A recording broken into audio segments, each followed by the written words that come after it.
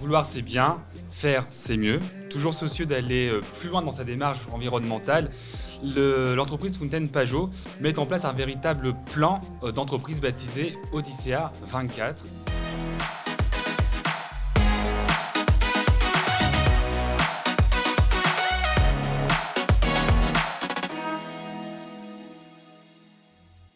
Romain Moto, vous êtes directeur délégué général de l'entreprise Fontaine Pajot. Bonjour. Bonjour. Je crois aussi savoir que vous êtes un marin et un skipper chevronné également.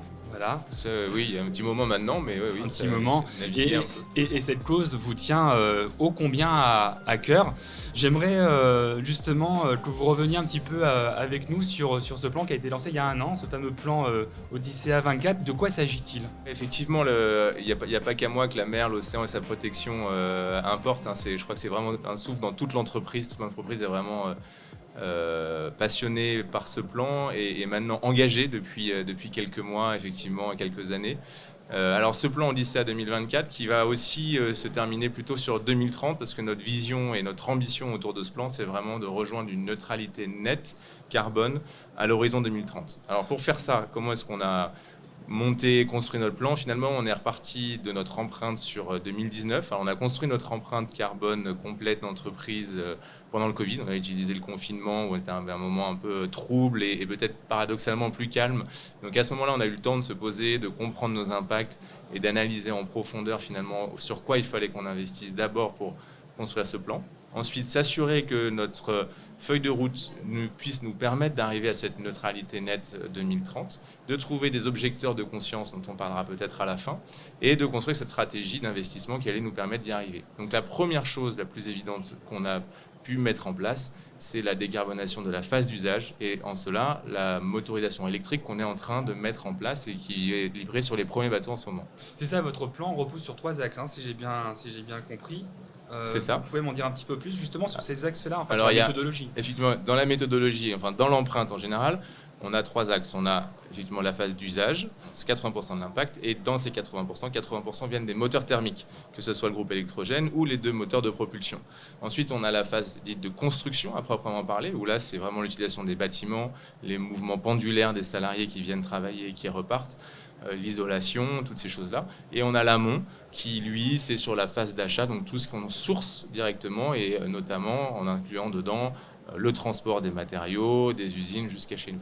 Donc on a vraiment construit une feuille de route sur 8 ans, parce qu'on est entre 2022 et 2030, qui va nous permettre dans chaque compartiment de progresser pour, tenter, mais aujourd'hui c'est notre projet de réduire de 80% notre empreinte, en vue d'aller compenser ce qui serait le résiduel quasiment irrécupérable, on va dire, au-delà de cette période de réduction, et d'aller compenser les 20% qui nous resteraient par des actions plus proches de nos impacts.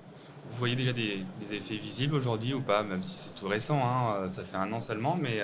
Alors dans les grands effets visibles, ce que moi je sens en tout cas, c'est vraiment aujourd'hui la montée en puissance de l'engagement de tous les collaborateurs, parce que c'est vrai qu'au début c'était...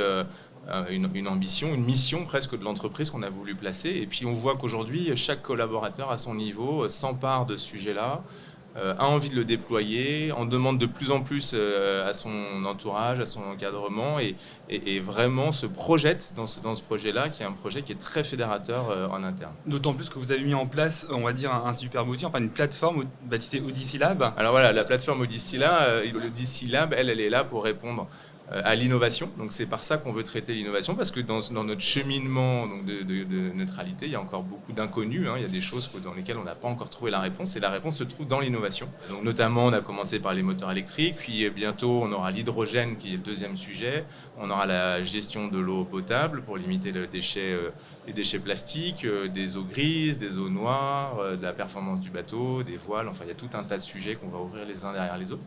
Et donc cette plateforme dite collaborative, voilà, on essaye de faire venir à nous tous nos fournisseurs, co-traitants et tout l'environnement qui est autour de nous, à co-développer des solutions qui existeraient déjà dans d'autres industries, par exemple, et qu'on pourrait mariniser, qu'on pourrait rendre accessible ou industrialiser pour la rendre disponible dans notre industrie du bateau à voile et à moteur. C'est ça, cette plateforme, elle est pas forcément destinée aux collaborateurs de l'entreprise, mais elle est vraiment ouverte À toutes les parties prenantes de l'entreprise, effectivement.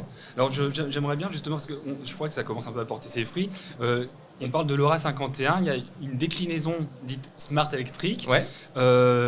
Que vous nourrissiez, enfin que vous aviez comme projet de lancer. Aujourd'hui, ça y est, c'est à l'eau, je crois.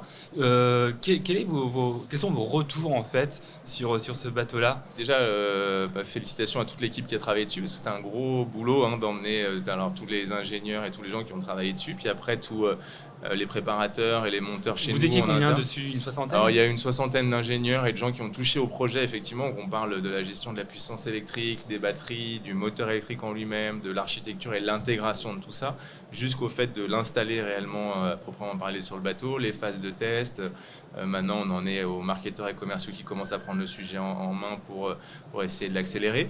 Donc ça fait beaucoup de monde intéressé à ce projet-là. Et effectivement, le premier bateau est à l'eau, le premier bateau a ses moteurs électriques, les performances sont même au-delà de ce qu'on avait pu imaginer initialement. Donc on est super content. Puis on va commencer à livrer les premiers bateaux dans quelques semaines maintenant. Donc on est tous super excités. Et nos clients sont ici hyper impatients, parce que ça, c'est la partie la plus sympa de ce truc-là, c'est que nos clients nous poussent à accélérer dans cette solution d'électrification. Vous devancez presque ma question en fait, c'est est-ce qu'aujourd'hui les esprits sont prêts justement à franchir ce cap en fait d'un nouvel usage en fait Alors effectivement, c'est la vraie question. Ça va être comment est-ce qu'on va être capable de générer l'enthousiasme autour de cette solution qui doit d'abord être robuste et fonctionnelle.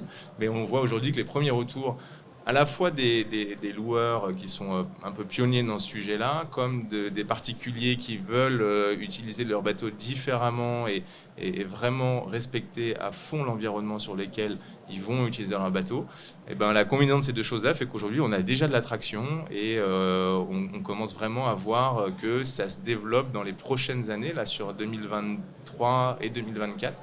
Il y a une vraie accélération de la demande et pour nous, du coup, là, déjà de commandes et de livraisons qu'on va faire sur ces 2 années-là, quoi. Donc c'est vraiment passionnant de voir l'énergie qu'il y a autour de tout ça. Ouais. Donc il faudra resensibiliser et reformer, j'imagine, peut-être à la pratique d'un bateau Alors, électrique. Il y a pas mal de choses qui vont changer, forcément. On travaille à la fois sur le soft, donc vraiment l'interface que vous aurez avec les moteurs électriques quand vous allez arriver sur le bateau, qui est quelque chose d'un peu nouveau, mais qui, comme dans une voiture électrique, une fois qu'on l'a pris en main, finalement apporte beaucoup plus que ce qu'on pouvait avoir avant avec un moteur thermique, à la fois en termes de puissance, de couple au démarrage, mais aussi d'interface quand on est au mouillage et de vie à bord. C'est vraiment une nouvelle façon de vivre qui est beaucoup plus douce, qui est beaucoup plus calme et qui peut nous emmener beaucoup plus loin sans énergie fossile. Donc ça, c'est super chouette. Alors, petite question piège peut-être. Ouais. Selon vous, les bons réflexes à adopter pour le marin du futur? Pour le marin du futur, je pense que personne n'est un exemple de vertu, mais c'est sans doute autour de la sobriété, d'être capable de réapprendre à naviguer en ayant le temps de naviguer et donc de réussir à trouver une adéquation, une balance sur ce qu'on sera capable de générer comme énergie renouvelable, donc avec le soleil, le vent et l'hydrogénération, et la vitesse à laquelle on voudra naviguer de l'autre côté ou à quelle vitesse on va consommer l'énergie qu'on aura créée pour le confort à bord.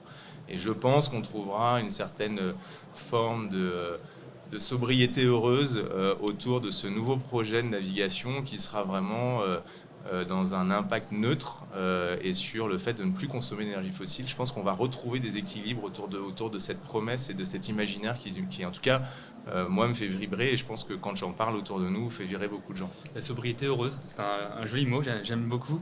Je rappelle que vous avez quand même un hashtag avec Odyssée 24, donc hashtag Odyssea 24, sur lequel du coup, vous pouvez voir en fait toutes les évolutions de votre projet jusqu'en 2030, j'imagine. C'est important pour vous justement d'appeler le plus grand nombre comme ça à suivre vos projets et puis à y participer aussi. Vous leur lancez ce message-là? Oui, effectivement, que ce soit dans la phase d'usage, donc tous les gens qui naviguent déjà sur nos bateaux et sur les bateaux en général, tous les petits gestes des éco-navigations de tous les jours, c'est déjà du plus, c'est déjà du mieux par rapport au monde. Nous, c'est notre travail de tous les jours et notre mission, je le redis, c'est d'apporter des solutions et de permettre aux gens de limiter leurs impacts, voire de les réduire quasiment à zéro. Maintenant, chaque petit geste tous les jours est important quand on navigue sur son bateau pour continuer à préserver et à transmettre à nos enfants, à nos petits-enfants, l'environnement comme on l'a connu, et comme on le connaît et comme on aimerait qu'ils le connaissent quand ils auront notre âge. Et donc dans tout ça, il y a dans la phase de des éco-gestes et de l'éco-navigation, on a aussi engagé un travail au chantier avec Fountaine Pajot et le WWF sur la préservation de la Posidonie en Méditerranée. Voilà, et dont le premier prédateur, si on peut l'appeler comme ça, serait les bateaux et la phase d'ancrage. Donc on travaille avec le WWF sur le message et sur la sensibilisation des utilisateurs de bateaux à comment est-ce que je mets mon mouillage, comment est-ce que j'ancre, comment est-ce que j'évite ces Posidonies qui sont, rappelons-le, un des premiers poumons et capteurs de carbone, c'est un vrai puits de carbone de la Méditerranée, y compris des feuillettes, des forêts de feuillus en Méditerranée. Donc c'est un très très gros impact et il faut vraiment qu'on limite l'arrachage de ces herbiers-là dans le futur. C'est un très gros sujet. Ouais. Merci beaucoup en tout cas. Merci. Et très puis, bonne journée. À bientôt. À bientôt. Au revoir. Au revoir.